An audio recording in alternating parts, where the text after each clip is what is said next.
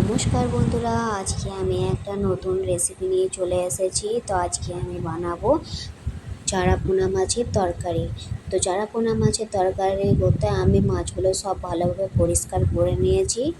পরিষ্কার করা হয়ে যাওয়ার পর এখানে মাছগুলোর মধ্যে আমি হলুদ আর নুন ভালোভাবে মিক্স করে নিচ্ছি।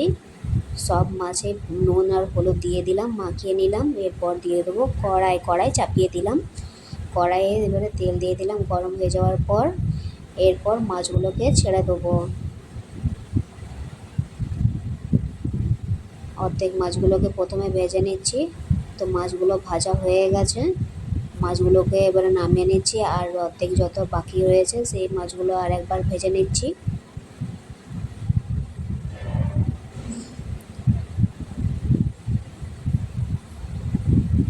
মাছগুলো সব দিয়ে দিচ্ছি। এরপর এইগুলো ভাজা হয়ে গেছে, এগুলো সব নামিয়ে নিচ্ছি। তারপর দিয়ে দেবো সামান্য পরিমাণে তেল। তেল দেওয়ার পর ফোড়নে দিয়ে দিলাম 5 ফোড়ন, একটা গোটা বড় সাইজের পেঁয়াজ আর চেরা কাঁচা লঙ্কা। এবারে এগুলো ভালোভাবে একটুকু নেড়ে নিচ্ছি। আর দিয়ে দেবো একটুকু সামান্য পরিমাণ নুন। এবারে নুন দিয়ে এবারে ভালো করে নেড়ে চেড়ে নেবো 2 মিনিটের মতন। নাড়াচাড়ানো হয়ে গেছে।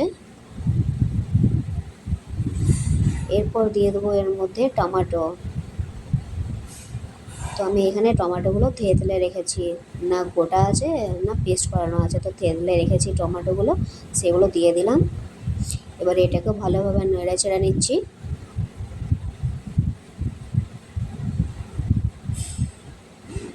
ভালোভাবে নাড়াচাড়ানো হয়ে গেছে। তারপরে এর মধ্যে দিয়ে দেবো 1.5 চামচ হলুদ। এবারে হলুদ দিয়ে দেওয়ার পর ভালোভাবে এটাকেও নাড়াচাড়া করে এবারে ভালোভাবে মিক্স করে নিচ্ছি। আর 10 মিনিটের জন্য ঢাকা দিয়ে দেবো, যাতে টমেটোর যে জল সেটা টেনে নেয়। 10 মিনিট হয়ে গেছে, টমেটোর জল টেনে নিয়েছে। এবারে ভালোভাবে মিক্স করে নেবো। ভালোভাবে টমেটোগুলো মিক্স হয়ে গেছে। এরপর দিয়ে দেবো এর মধ্যে ধনে গুঁড়ো 1 চামচ, কাশ্মীরি লঙ্কা গুঁড়ো 1 চামচ আর বেটে রাখা মশলা। তো বাটা মশলার মধ্যে রয়েছে আদা, রসুন, লঙ্কা আর জিরে আর কয়েকটা গোলকি। তো এগুলো ভালোভাবে মিক্স করে নেবো। মশলার সাথে টমেটোর সাথে ভালোভাবে মিক্স হয়ে গেছে। এরপর দিয়ে দেবো জল।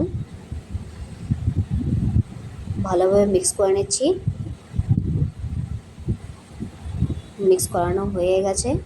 এরপর দিয়ে দেবো জল, ঝোল করার জন্য জল দিয়ে দিলাম। আর দিয়ে দিলাম নুন, পরিমাণ মতো নুন দিয়ে দিলাম। এরপর দিয়ে দেবো কেটে রাখা ধনে পাতা